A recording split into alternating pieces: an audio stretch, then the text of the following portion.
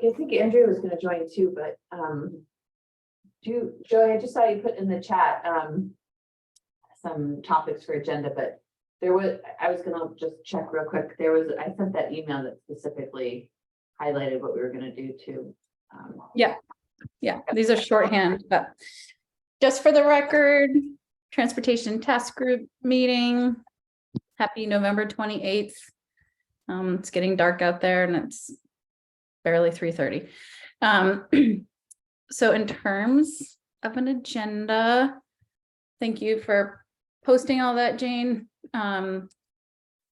If there are specific things that people want to cover, I know that we wanted to talk about advanced clean cars, advanced clean trucks, the rulemaking, some of the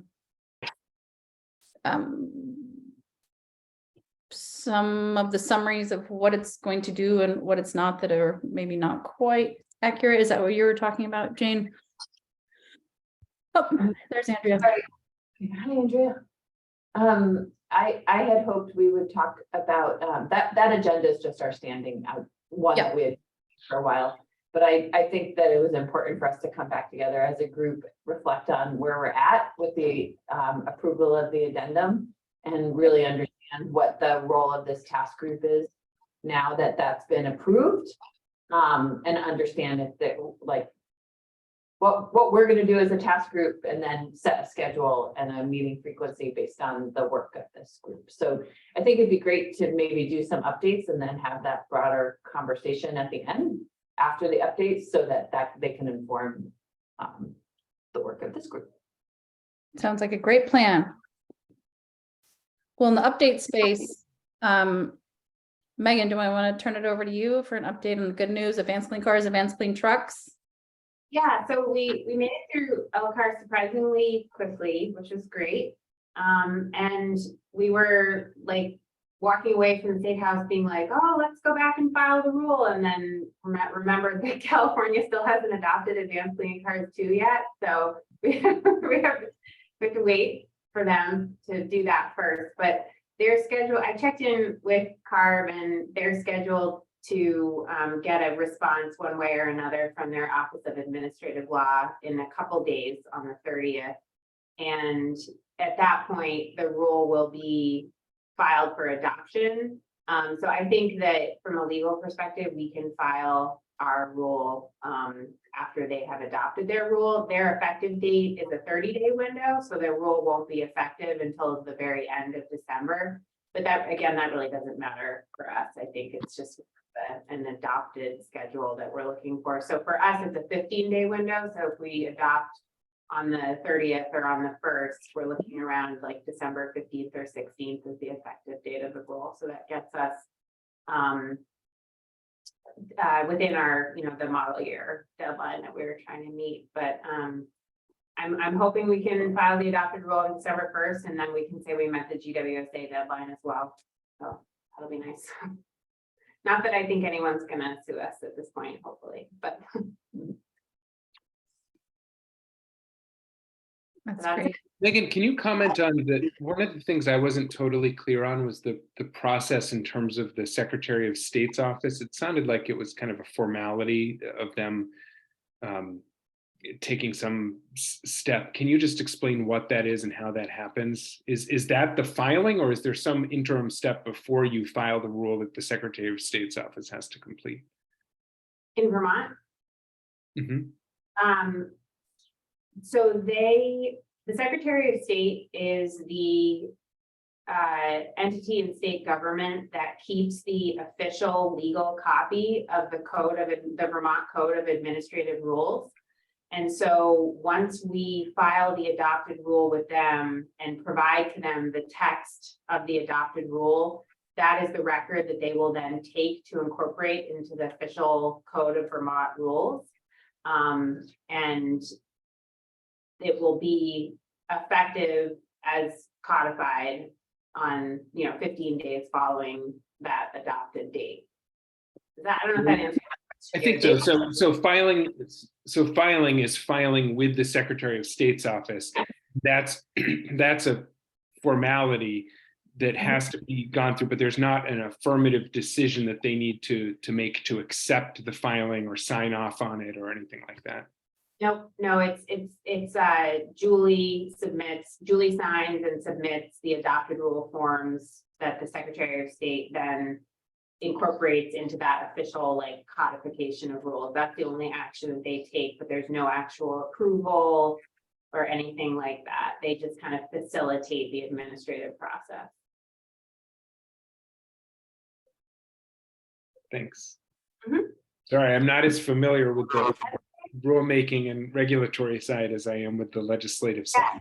There's just for your information, I don't think there's any phase of the Administrative Procedure Act rulemaking process that requires the Secretary of State to approve anything. They really just kind of are the administrator of the process. And like I said, they keep that official copy.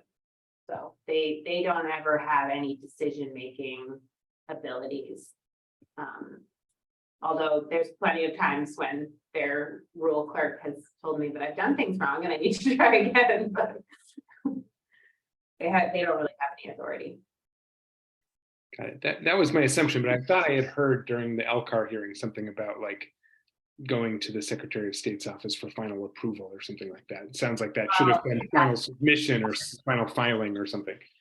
Yeah, I may have said that, but Well, I don't think it was you, Megan. I think it was somebody else who used that language. But It's just the last stop in the procedure. They don't control it. They just house it, if you will.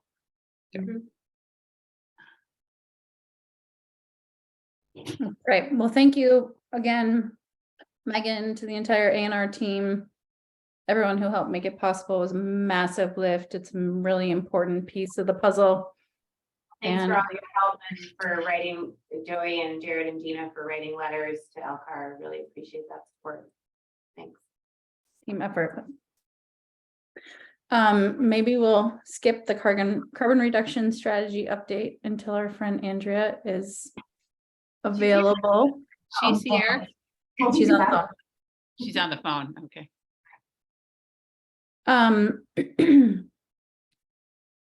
So I don't know if there's much more to say on public engagement because it feels like to me, part A of the carbon reduction strategy conversation and B part of the conversation, Jane, you just set the table for in terms of next steps with this task group. And so now that our friend Andrea is off the phone, hi, Andrea. Hi, sorry about that.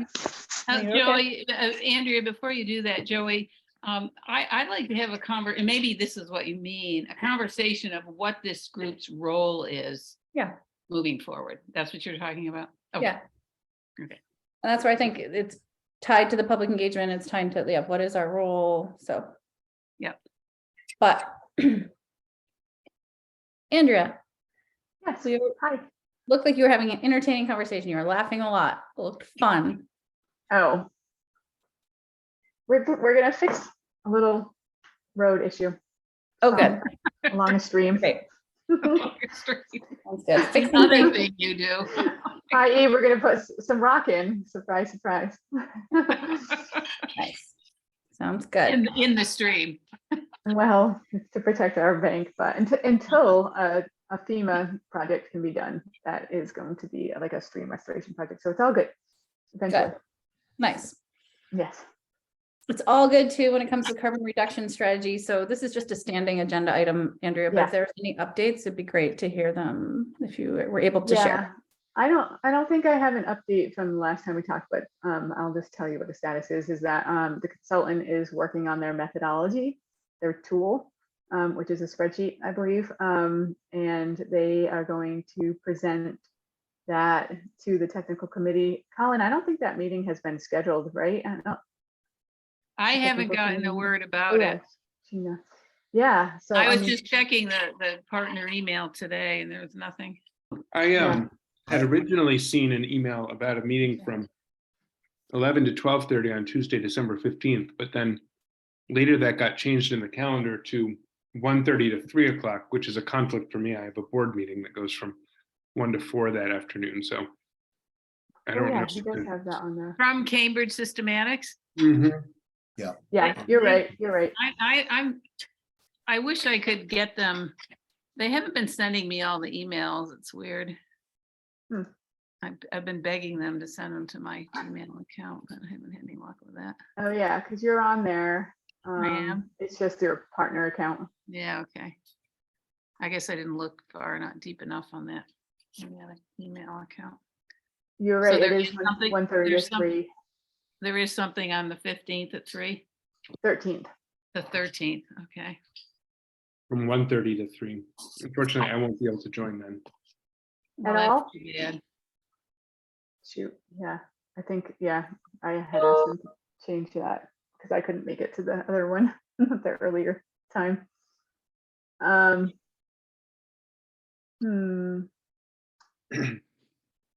Okay, well, anyway, the purpose of that meeting is to review the methods and the findings and them putting the tool to practice on the 23 program. So that's our next step for the technical committee and the tool. So Jared, would he get some slides or some information so he could take a look at it? Because he's probably better equipped than any of us to understand it.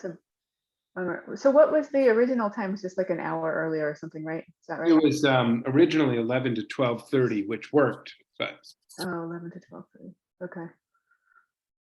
Okay.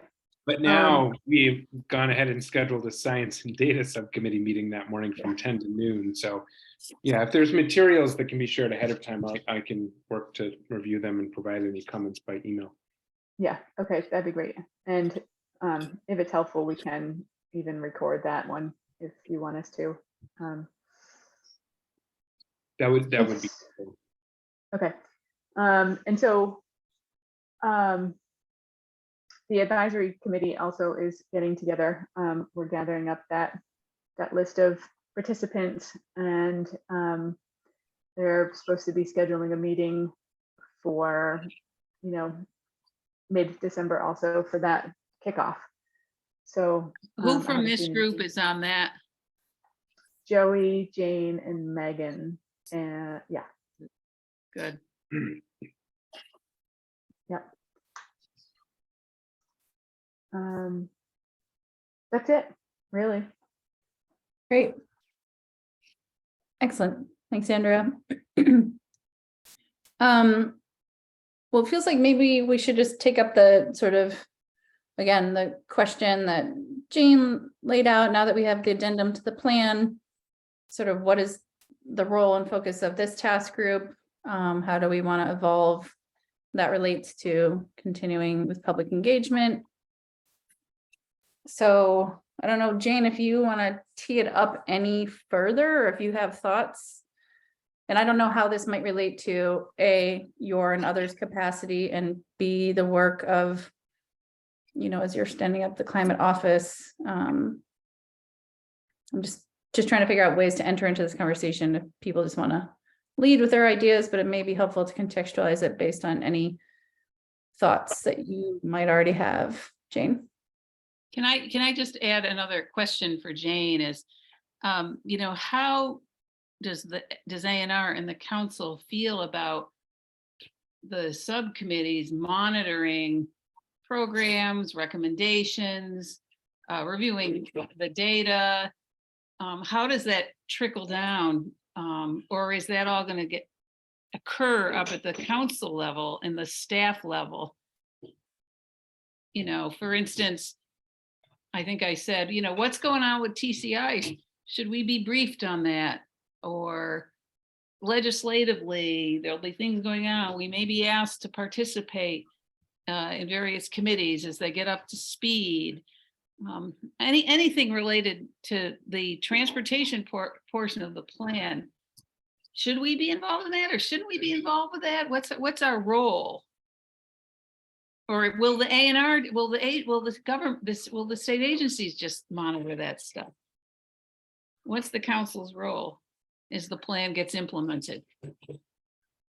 Well, I guess I'll start by, I think that it's actually an interesting way to frame it up. To me, the distinction is that the subcommittees have a very active role in that they have an active role in overseeing the implementation of the climate action plan and coordination with state government. And I think that we as state officials are beholden to update the subcommittees and keep the subcommittees and the climate council involved in what we are doing. I will say that I see that different than the task group though.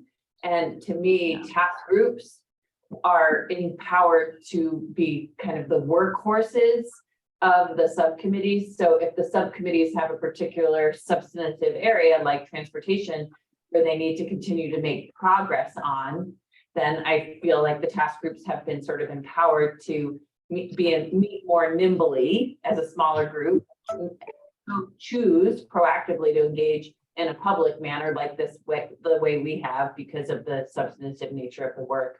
But that's the question, is now that the recommendations have been put forward, besides sort of that interactive sort of advisory responsive role that the subcommittee will continue to play, the question to all of you is there tangible progress that needs to be made to further refine or move transportation work? And Joey, you're right, I think, to highlight public engagement specifically. And that's a conversation probably for you all to think about. Yes.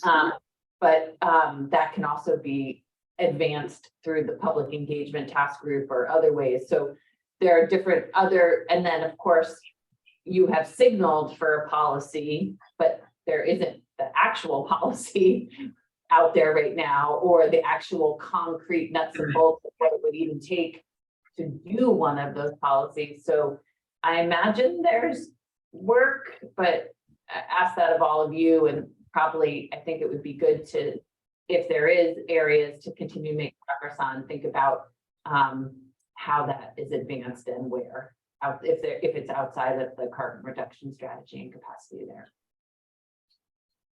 So hopefully that helps, but definitely an ongoing role for transportation in the subcommittee, and the question of like how often the task group needs specifically to move work in the service of the subcommittee is the question, I think, for all of you. Jared, go for it.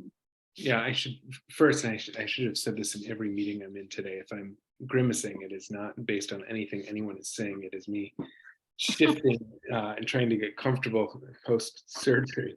One of the, I kind of break this down into two categories. One is in terms of like what are possible ways forward on additional transportation policy in line with either the original CAP recommendations or the memo that was just passed.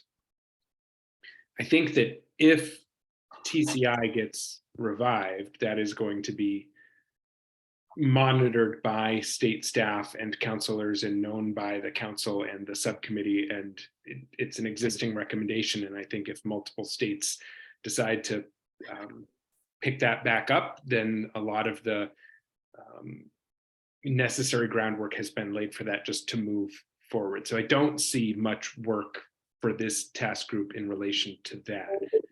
I do think that there is a question about, okay, we have identified these two broad types of policies, either together or alone, which could, with a high degree of confidence, meet the legal requirements in a way that's aligned with cost effectiveness and equity in how they're designed.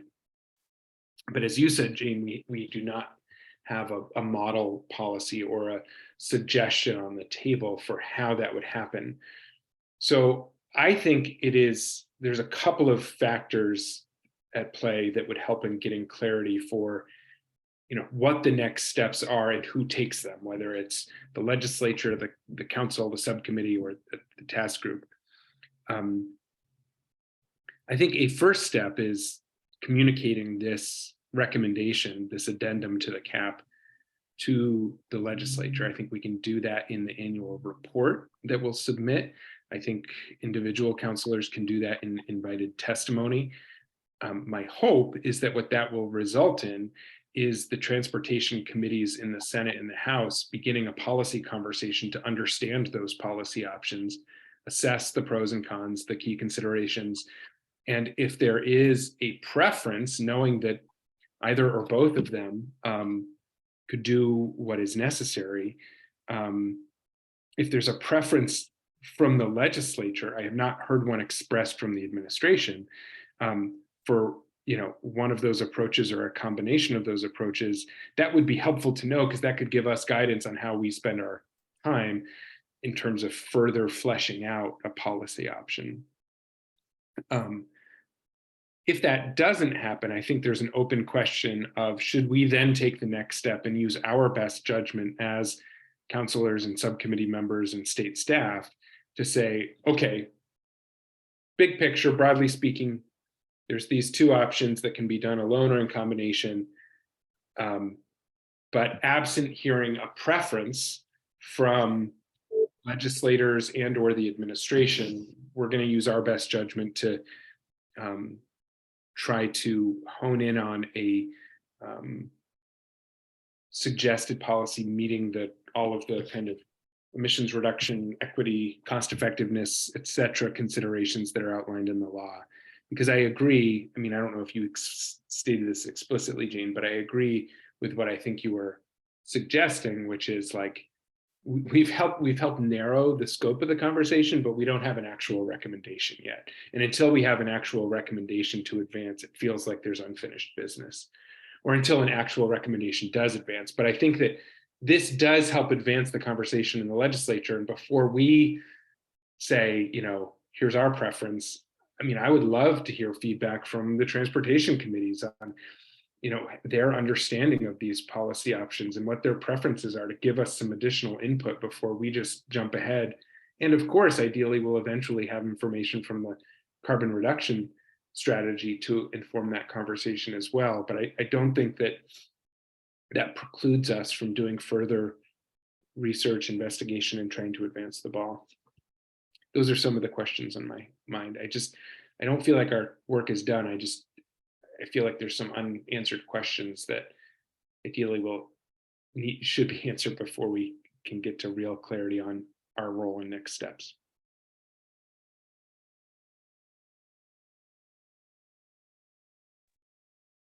Gina.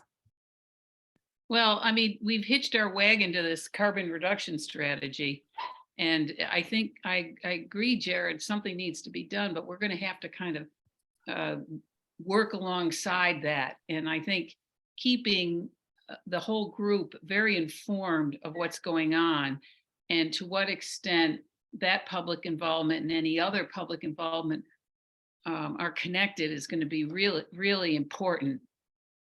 Presumably, and I'd like to hear more from Andrea on that, because I don't think the message coming from the administration anyway is going to be, don't worry, we're going to look at this stuff, the various policies in the carbon reduction strategy.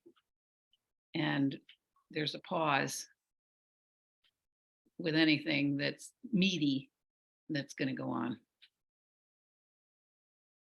Right?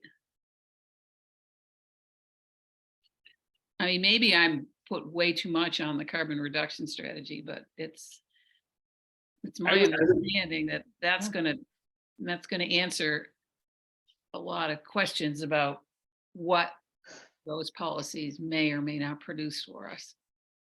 And then we're going to have to dig in to define what the heck they actually are, all the nitty gritty, which will take a very long time and a lot of money and a lot of effort. And likely a lot of assumptions, but yeah.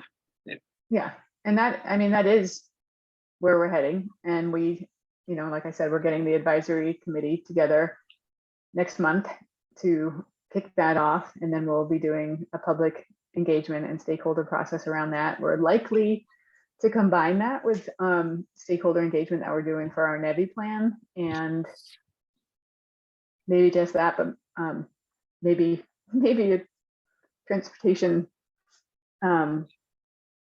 public involvement process for also including resilience, because we have to do public engagement for all of those things, and we're concerned about overwhelming people.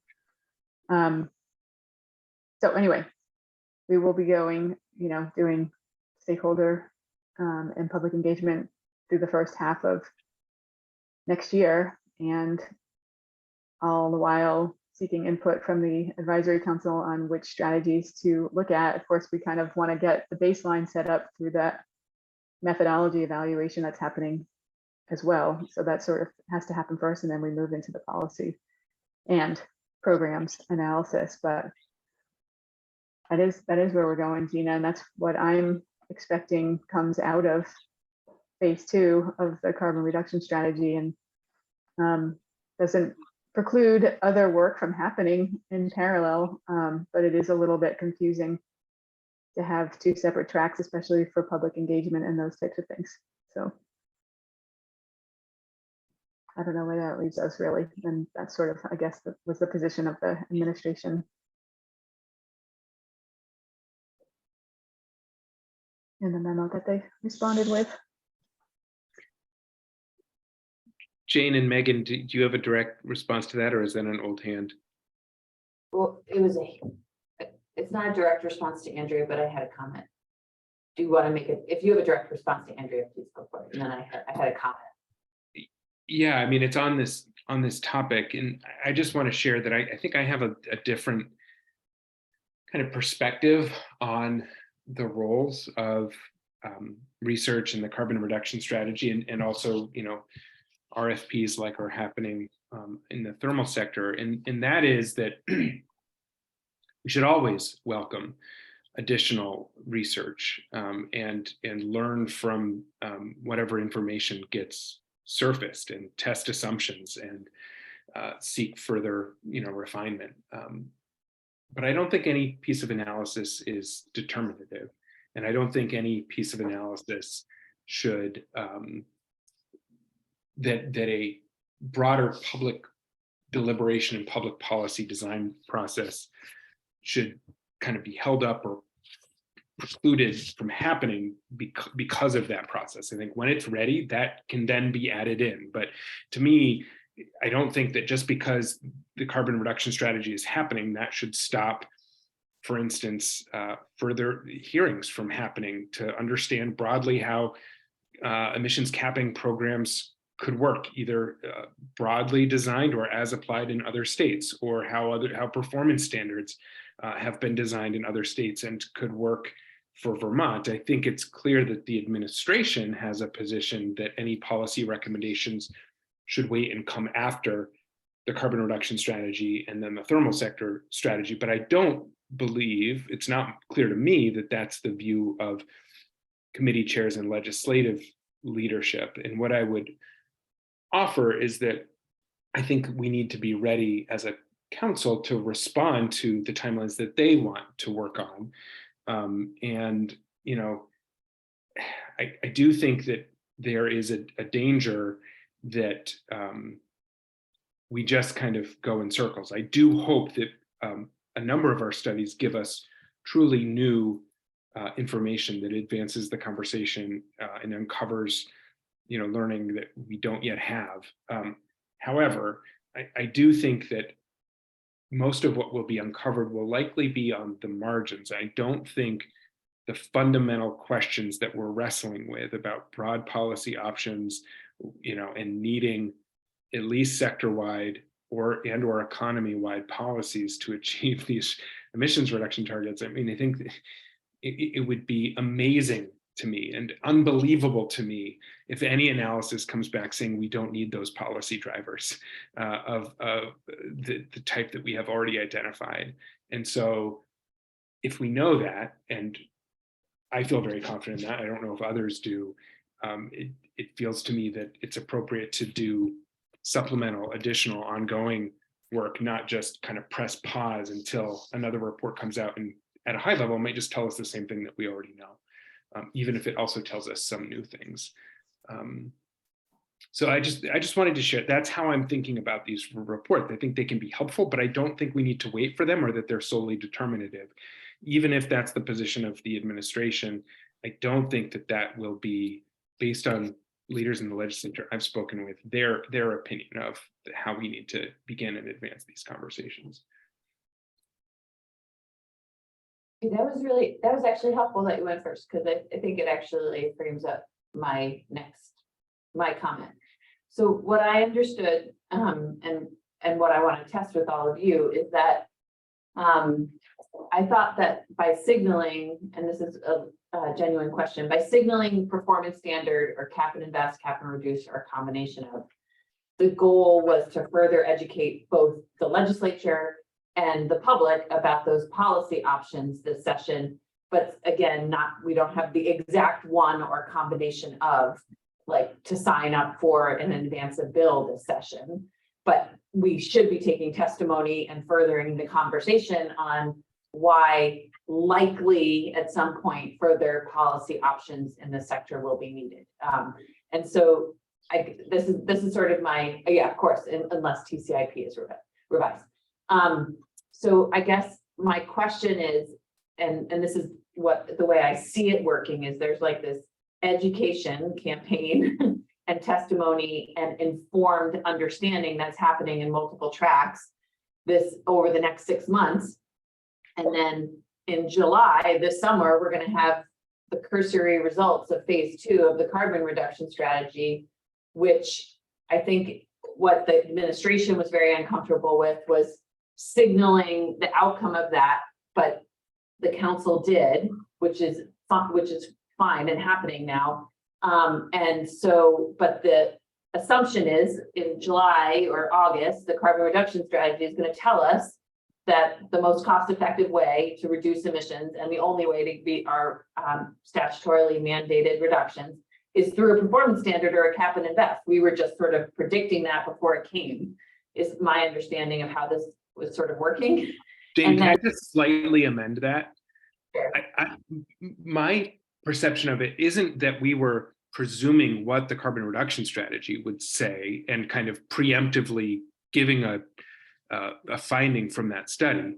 It was based on the research that we had done as a task group of what has happened in other states, that we were not aware of any evidence of being able to achieve emissions reductions at scale and pace that did not involve at least one of those two strategies. So I don't mean to take off the table that we could learn something new from the carbon reduction strategy or that that's going to be the result of the carbon reduction strategy.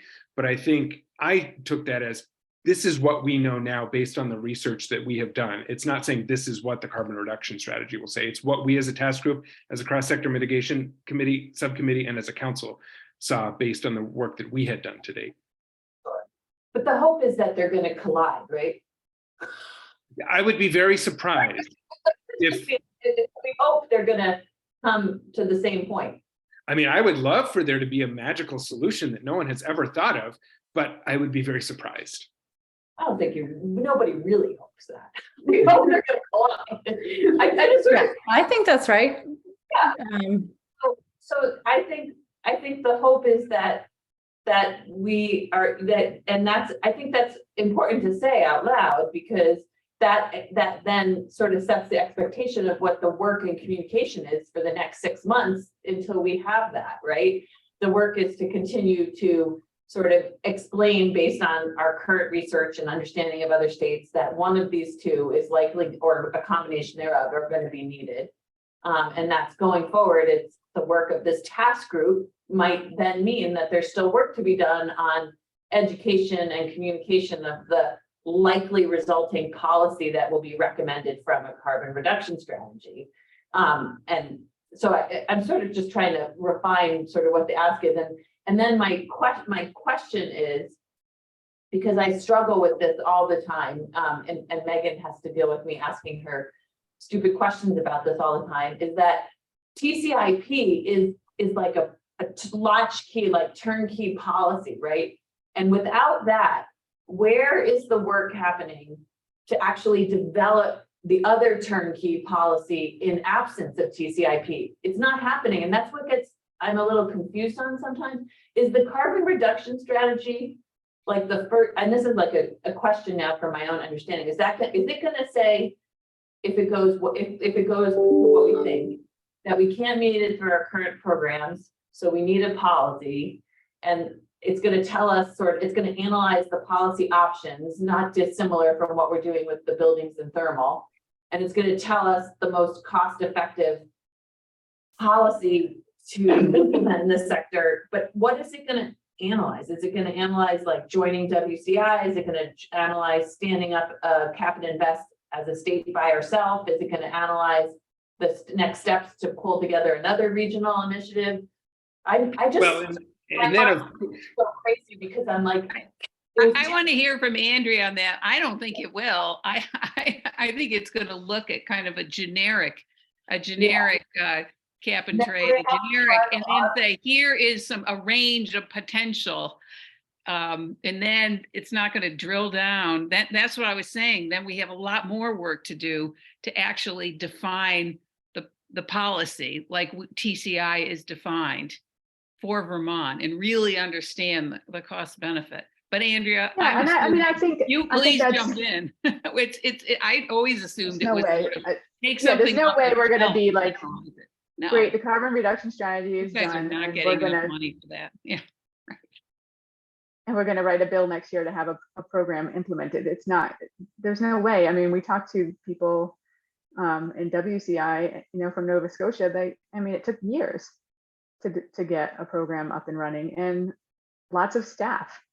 And then there's shortfalls that come with that. So I think it is important for everyone to understand what can come of these policies and what it's going to take to get them off the ground, and what challenges could still be available. But the carbon reduction strategy, the way I'm viewing it, and maybe I need to verify this with the consultant team, is that they are going to solicit input from the advisory committee on which types of policies we want to analyze, and the parameters that go into those. And then based on that, they will, develop some assumptions. The advisory committee will agree on those assumptions, and they'll do an analysis of where those policies with those assumptions can get us in terms of meeting our requirements. That's what I see coming of this. This doesn't necessarily mean developing a whole program. It's going to have to be high level. I would offer a couple of thoughts. One is I think that what Andrea is saying about being very clear about the assumptions and the kind of design options of each of those policies is incredibly important, because you can design an equitable or an inequitable performance standard or cap and invest program. You can design a program that meets the targets or doesn't meet the targets in terms of emissions reductions. You can, there's design, very few of these questions are kind of fundamental to the broad policy category themselves. So much of it depends on the design options within that. So that said, I do think that there's an advantage in the transportation sector as compared to the thermal sector, in that, while there was a somewhat of a corollary policy in Colorado with the clean heat standard, really what we were designing was innovative and new as a state. That's not really the case on the transportation side. It could be, but my assumption is that basically what we're going to be looking at is borrowing from as a starting point and then adapting for Vermont's purposes, one or a combination of the types of policies that other states have already developed as a starting point. And we're not starting from scratch in a way that we've had to in other places. So, my hope would be that both through committee hearings and legislative deliberations and through the carbon reduction strategy, if those assumptions are kind of fair and carefully vetted, that we could advance the conversation on kind of what is the ideal policy or suite of combined policies for Vermont to then move towards design of something that could actually be implemented, whether that's on the legislative side or whether it's on the rulemaking or regulatory side. Yeah. So I agree with all that. And this is where it kind of makes me interested in, we should explore the different strategies and we should do some education and public engagement around them. And part of me also, to the point that I completely agree with, that you can design different policies, performance standard or cap and invest, cap and reduce, to deliver different outcomes. This is where it's just like, choose a path and work to deliver those outcomes. And for me, it's like, we chose a path. We chose TCIP. I get that it is on ice, but I feel like, again, for mostly that was political fallout. So I just, part of me is like, I think we should also potentially spend a little time exploring with other states what they're doing and potentially asking those other states to join us in reviving it. You can poke holes at it. You can poke holes at everything, but ultimately, unless we're going to spend another decade, which we don't have, I feel like pick a path and design it as strategically, equitably as possible. So I guess one of the things I wonder about is, do we put any potential oomph behind lifting up our priority recommendation as other states in the region also are struggling with answering this question? Or do we just, so that's just another question I would welcome folks' thoughts on. And I see the A&R hand. We've heard strong signals from some states and less strong signals from other states in the region that even with incoming Democratic leadership, that TCI is not coming back. And so, But I guess I'll just want to say that I think that that's a lot to do with that. I mean, we have very limited resources in Vermont. Other larger states in New England have more, but even with that, I think that everybody's bandwidth is pretty squarely focused on like continuing to implement the IIJA funding, implementing the Inflation Reduction Act funding. Like those are all going to be incredibly heavy lifts for states. And so I think that that was the message was like, probably not, because we're all trying to get this other funding implemented right now. Like, Yeah. Can I ask Megan, what states are leading the Transportation Climate Initiative? What states are chairing that now? Both Georgetown, who pulls it really. But Georgetown, I know facilitates, but who is chairing the committees? chaired. The meeting that Jane and I went to over the summer, no one really chaired that. It's just Georgetown. Yeah. Do you recall, Gina, in the past, have there been? Oh yeah, V-Trans chaired it. Chris Cole was one of the co-chairs back in the day.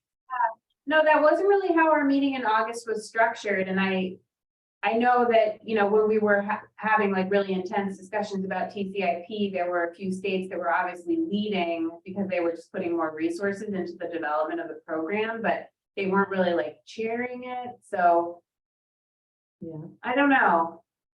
I mean, to Joey's point, I don't think we should redo what Georgetown's doing if something's going on, if there's some momentum, because it takes an incredible amount of diplomacy to get it, to get this thing going. I mean, it's mind-boggling.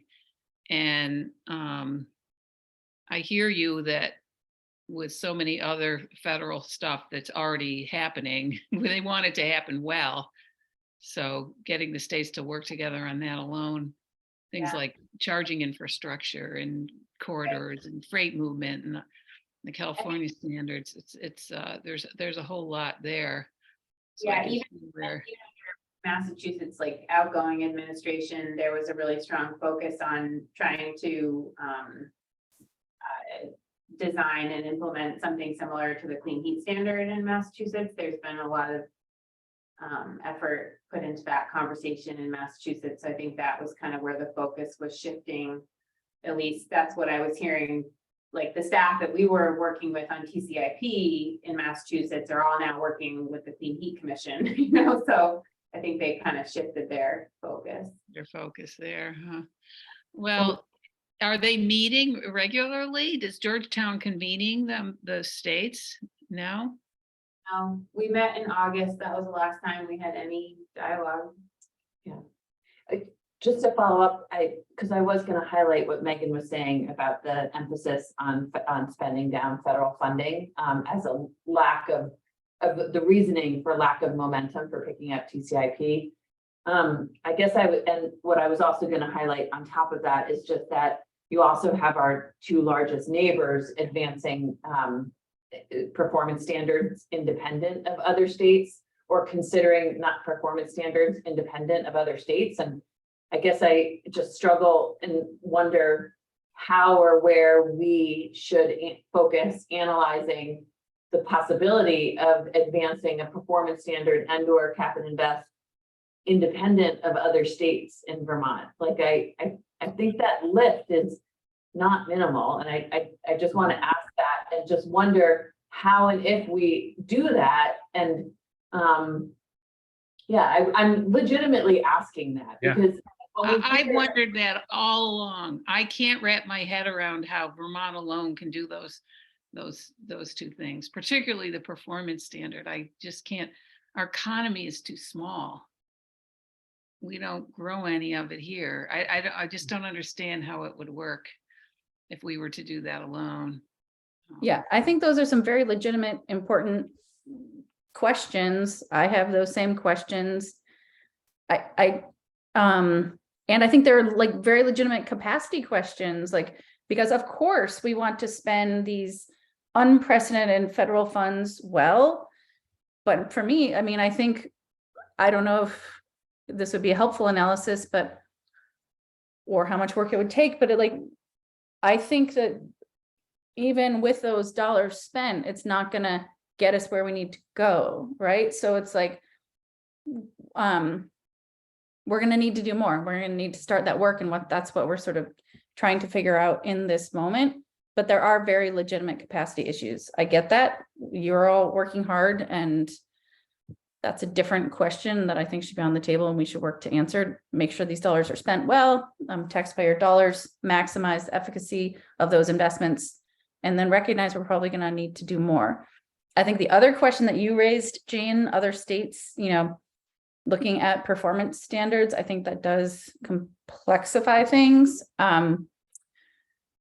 This is where I think public engagement also would be helpful, because I think there's hearing from people, if we lay out the characteristics of different policies, what would people want Vermont to embrace? Because they generally can deliver similar outcomes. Anyway, part of me still thinks that there is value in continuing to be at the table and look, at the programs that we've spent years trying to refine. Yeah, and I think, Jane and I are planning to continue to be at that table when and if it's put together, it's just a matter of, we can't. We can't like make. Well, but that's part of my question is there a conversation to convene with other states and peers to be like, well, okay, well, who's doing what in this sector? And, how far do you think existing federal commitments in the Inflation Reduction Act will get us? And do we think that's enough, or how else can we be collaborating? Because transportation is a regional issue. I think there are benefits and ways to probably shape policies and regulatory strategies to deliver, even if Vermont did it alone. But clearly the reason we're at the table with TCIP is because it would deliver a lot of benefits for a regional transportation system. So If it's okay, I have a clarifying question, and then I want to offer a thought. The clarifying question is, Jane, I think you said our two largest standards or two largest neighbors are looking at performance standards.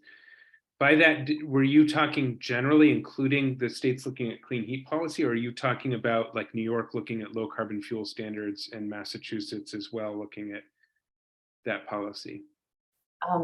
New York is definitely looking at a low carbon fuel standard for their transportation sector. And then, and as I'm sure Gina and Andrea and others can tell you better than me, they're not really a state that looks to really collaborate with another state. They'll likely go it alone.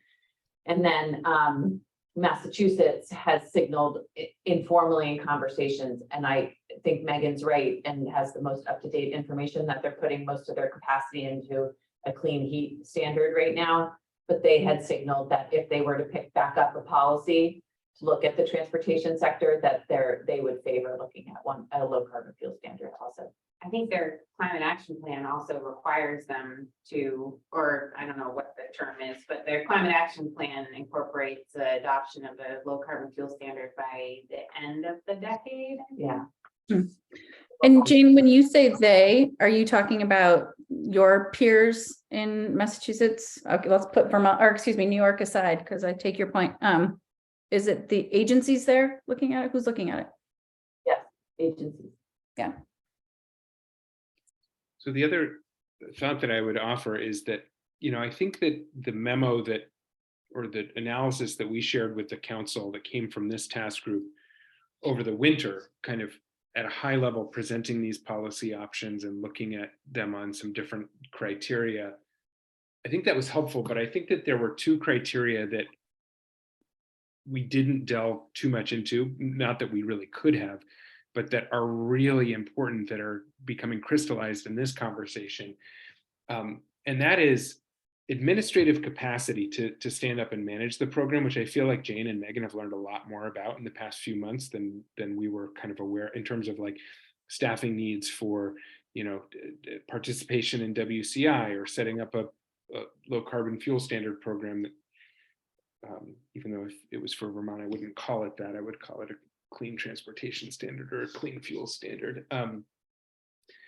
And then the other thing is, how does that change, and how does the policy on a number of other variables change in a kind of state specific versus regional dynamic, which depends on lots of kind of changing political contours. I would just say that, contrary to what you said, Gina, my sense is that a performance standard is actually easier to do Vermont alone than a CAP program, and would likely, and I want to test this with Megan and Jane, my assumption from what I've read and just some conversations with other states, not as many as you have had, is that there's less administrative capacity involved in standing up and managing a performance standard program than a cap and invest program. I think part of that is not having to manage the auctions and the auction platforms and the trading market. I mean, you can trade credits in a low carbon fuel standard, but it feels more straightforward, and you don't have the auction mechanism at the same, or you don't have to have an auction. You can distribute them free, of course. But does that track with? I mean, if that was one of our criteria, is which of these is able to be stood up and implemented with less staff capacity, assuming we have to go it alone and are not collaborating regionally? Do you share that assumption, that or that initial sense that a performance standard program would be less staff intensive than setting up a cap and invest or cap and trade market? I think it always depends on the parameters of the program for either policy choice, but I think you're right, Jared, that there is a lot of additional like oversight and administrative need associated with monitoring like an actual market where things are being bought and sold, for sure. And we understand really well what those needs are because of our participation in RGGI. With a fuel standard program, obviously, I think that the heart of the administrative need would be in the, in the early days, obviously, a lot of hand-holding, education, outreach, and working with entities that aren't used to participating in a program of that nature or really being regulated at all. And then as it gets underway, more tracking and verification of data is really, I think, where the administrative needs are. But I think your point is a good one, that when you're not regulating an actual market with things of value being bought and sold, there's less administrative need. But I can't remember if we said that the last Climate Alliance meeting that Jane and I went to, the folks from Washington State told us that they were in the midst of hiring 70 people to administer WCI alone. So that was what? Sorry, I didn't hear that. To administer WCI in Washington State, they were in the process of staffing up and adding 70 people to their program just to work on WCI full time, which was really overwhelming to hear. I did not think that. Whereas my recollection from the conversations with Oregon is that they stood up their clean fuel standard program with, I think, 4 or 5 staff. I think it's expanded to 6 or 7 since then, but it's relatively not as, and of course there is a there is a market that needs to be monitored, but the value of those things is based on an Right. objective Right. understanding. You don't have to worry about like monitoring for anti-competitive behavior and things like that. Like it's a little different, but yeah, for sure.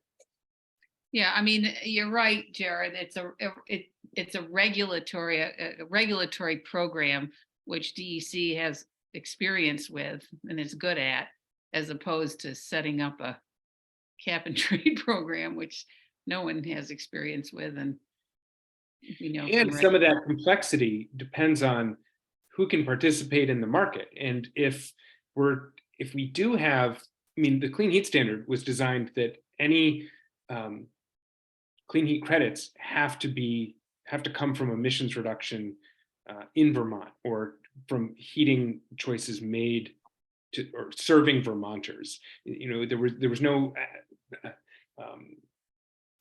there was nothing allowed for in terms of offsets or allowing emissions reductions from other jurisdictions to play in the market. And so on the one hand, while it can be a challenge for a state to set up one type of tracking and verification system and all of the other kind of administrative parts that go along with a performance standard, on the other hand, I do think that there's some simplicity when the boundaries, and the obligated entities are anybody who imports, and then the way that you get credit is emissions reduction from actions taken within Vermont, rather than like, oh, should this offset program from another state qualify or not, which I think adds some complexity. Sure. So I don't want to like pivot the conversation, but I kind of do, because I want to figure out next steps. And just one other question that I think is connected is to the point of one of our recommendations in our memo was to stand up a tracking and reporting process, to the point Jared's been making about what kind of communication with policymakers we might be having. I think I'm just curious what kind of oomph you might all need to do that, including, as we're talking about, capacity, and what sort of, how might we recommend to the legislature or share those recommendations, and that one in particular as foundational to any potential program. So is that work already underway? I mean, and is there anything that we should be doing as potential part of that communication with players like policymakers, legislators? I guess I would suggest sort of a stay tuned, that we're working really closely with the administration to sort of determine the appropriate support from the governor and more to actually proactively lead on that, the emissions reporting program. And Megan and I are meeting with PSD staff and pulling Brian and Colin into that conversation with our regular check-in with them tomorrow, specifically focused on the emissions reporting program and data that Brian has recently gotten access to, and just having a broader conversation about what that looks like. And Secretary Moore, Julie, is interested in trying to carry that forward with the administration. Hopefully that is successful. Yeah, I mean, we want it to be successful. It's going to be fundamental to anything. So, doing whatever pathway we choose, informed by public engagement, the, carbon reduction strategy and beyond. So I feel like. I don't mean to interrupt you, Joey, sorry. Well, I'm just asking the question of, is there a role for us to articulate that need to make sure that others who have an interest, including the legislature in this, are aware of it as a foundational recommendation? Yes, there'll definitely be a need, and it'll just be whether or not the administration can proactively be leading with you, or whether you're pushing the Climate Council recommendations separately. So sort of stay tuned on that. What I was going to say in my conversation earlier about sort of like or comment earlier, I should say, about you guys leading on sort of education about the policy need and hoping that it intersects with the carbon reduction strategy. Ultimately, one of the things Megan and I continue to talk about a lot too still is There's also now the buildings decarbonization study happening, which we obviously met on earlier today and talked about advancing policy in the clean heat space. Depending on what happens, obviously, with the legislative session, there also may be opportunity to sort of for the roads to converge on the carbon reduction strategy and the clean heat and the decarbonization of the buildings thermal sector around a singular policy for both sectors. And so, of course, all of this is not to be determined based on what happens in this legislative session, but clearly the emissions reporting for all fuels, it helps us advance the conversation ultimately on all policy fronts. And there, depending on what plays out this session and these studies, all of it could converge on a singular policy for advancing based on administrative burden, based on making our reductions, all of that. So it's just kind of a lot. I really appreciate that you brought that up, Jane, for a couple of reasons. One is I think that even though that recommendation around an emissions reporting program was made in the context of transportation recommendations, I mean, I think clearly we want to see that be statewide, all sectors. And that, I think that the reason that the climate action plan recommendations were kind of more piecemeal and sector by sector is because of the way that the TCI, which it seemed like it was near the finish line and had already decided this is the market that it's going to cover as transportation fuels. And so then it left this gap of, okay, well, then what do we do about the thermal fuels sector? I think if it does not come back, it is a very fair question. Should there be a performance standard that covers all fuels? I mean, my personal sense is that even though there's a lot of misinformation and still some fair questions out there about the clean heat standard, it's relatively known, and I think it's a clear recommendation in the CAP. So I hope that it moves forward in perhaps some revised or improved form, but I don't think that precludes the possibility of eventually covering other fuels beyond residential, commercial, and industrial fuels under that type of policy.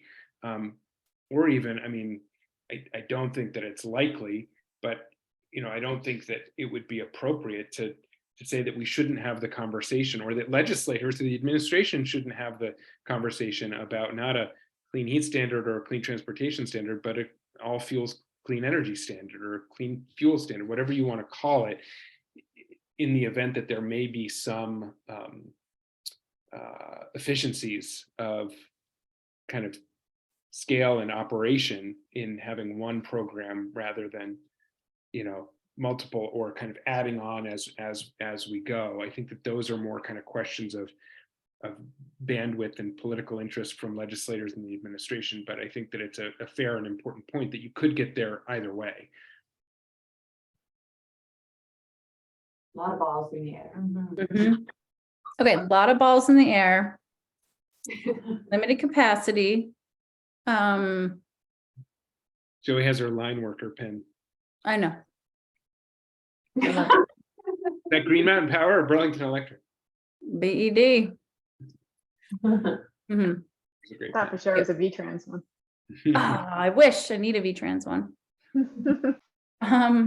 So in terms of where from here, what are your thoughts? What are people's thoughts on next steps? And what I kind of wonder about is, do we want to regroup this? I don't feel like I'm quite prepared to answer yet what our role should be, the task group, and like the number of meetings, and because there are a lot of balls in the air. I feel like people are crazy busy and there's a lot of different things happening, and but it would be helpful to continue this conversation and then maybe answer that question.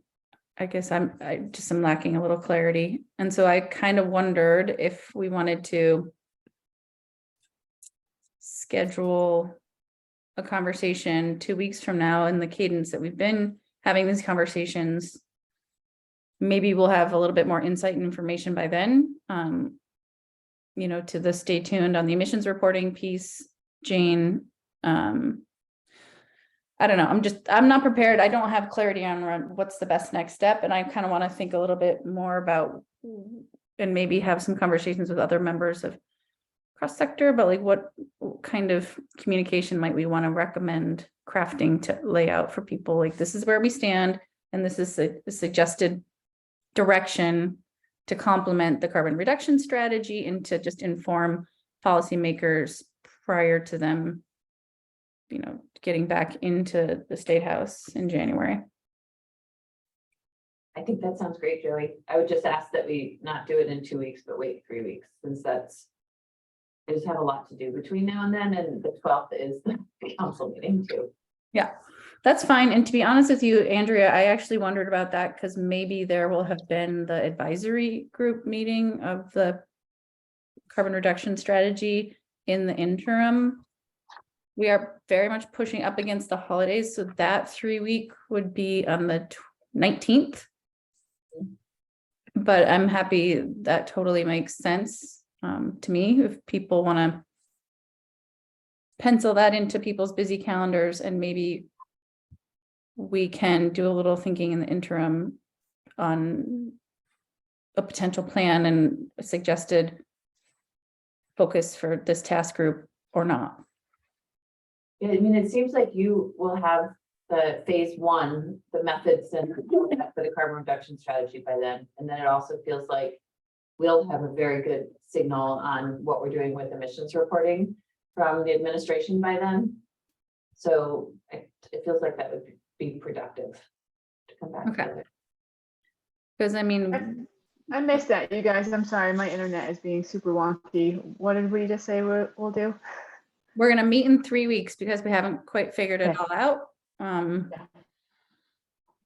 And maybe we'll have a little insight based on ensuing conversations. If you pull the CRS advisory group committee together before the 19th of December, Andrea, a better sense of the administration's work to stand up a emissions reporting program. Okay, sure. Jane, is that something? Andrea, are those meetings public meetings, the advisory committee? I'd be very interested in just listening to those. We haven't talked about that, but they have, the technical committee meetings haven't been. They haven't been. No. Yeah. Anyway, Yeah. but well, you guys will report Gotcha. back on. This is a public meeting though, and so Jane, can we ask you to get this on the calendar for 3:30 that Monday, the 19th? Jane, just set all of us up with Zoom accounts, so now we have this newfound freedom to schedule and do that crazy stuff. So I'll take over scheduling these meetings, and so I'll send out an invite to the group with the Zoom link, because Megan has lots of free time. Yeah. I'm happy to help. That'd be great. Thank you. And I would just request, Andrea, if it's okay, I know that there's a kind of limit on how many folks can participate in different parts, and I certainly am happy to defer to others on the bulk of the work, but the extent to which there are discussions and choices made about assumptions about what policies to model and how to model them. I would very much, if not participate in the call, appreciate seeing the draft documents and have the ability to comment on those as it relates to the carbon reduction strategy. I just wouldn't want to be at a point where, modeling comes back and I have to say, well, I don't have confidence in this because those are not legitimate assumptions, or there's an obvious policy that was not considered, which I don't expect would happen given the team that you've pulled together. But if you're going to be preparing, documents for review and distribution anyway, would appreciate having access to those. Yeah, I can do that for sure.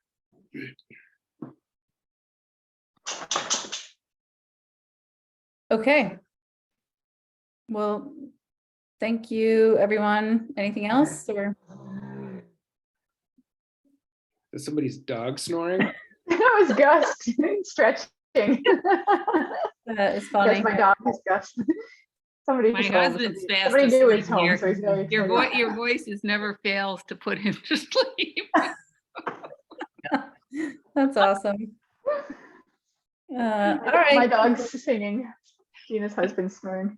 I'll stop. We're done. I'm gonna stop recording for today. Yeah.